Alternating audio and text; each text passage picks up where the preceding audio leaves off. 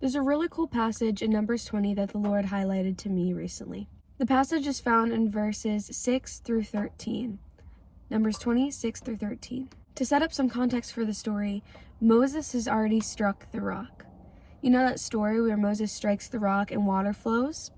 And the people are provided a source of drinking. They asked God for water, and God provided through Moses, striking the rock and water pouring out from the rock. Kind of impossible, right? But nothing is impossible with God. So giving the context for that story, we set up in this next story where it says Moses strikes the rock.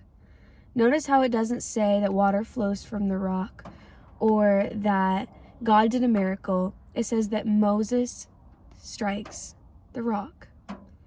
What should be highlighted here in this story is the fact that God never asked Moses to strike the rock.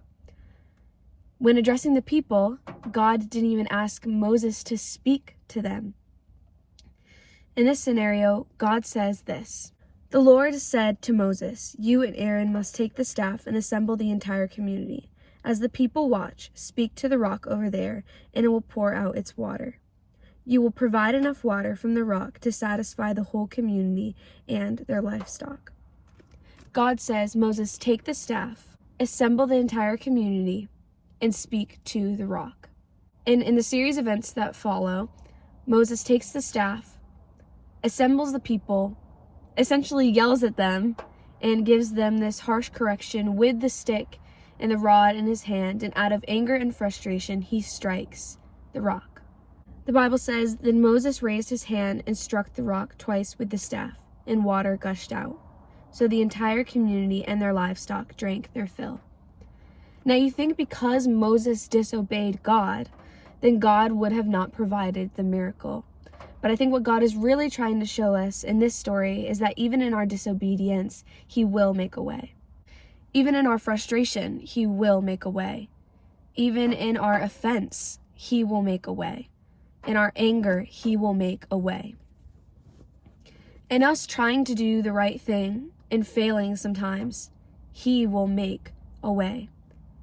God can do so much greater. God can do so much bigger than what we put our hands on and what we speak from our mouths to. I wonder how many times I act and I lead and I love people from harsh emotions, from irrational emotions, from emotions that are too quick to even think. I take the rod in my hand, the rod that just was meant to help me to walk and gather the people, and I strike the rock. I strike the rock. I wonder how many times God asked me to simply meet with His people in a space or meet with others in a space and just sit quiet and listen and not even have to address them for the interaction to be well and the interaction to be good and for a miracle to come out of that interaction. How many times do I put my hand into something and speak over something when I'm not supposed to? But God is so merciful. The water still flows. The miracle still happens. The prayer is still answered, and we see the hand of God. We see the heart of God. We see the goodness of God.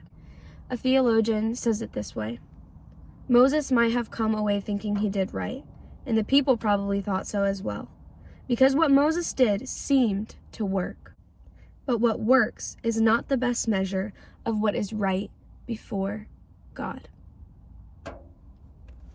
Galatians 3:6 kind of says it this way: Abraham believed God, and that act of belief turned into a life that was right with God.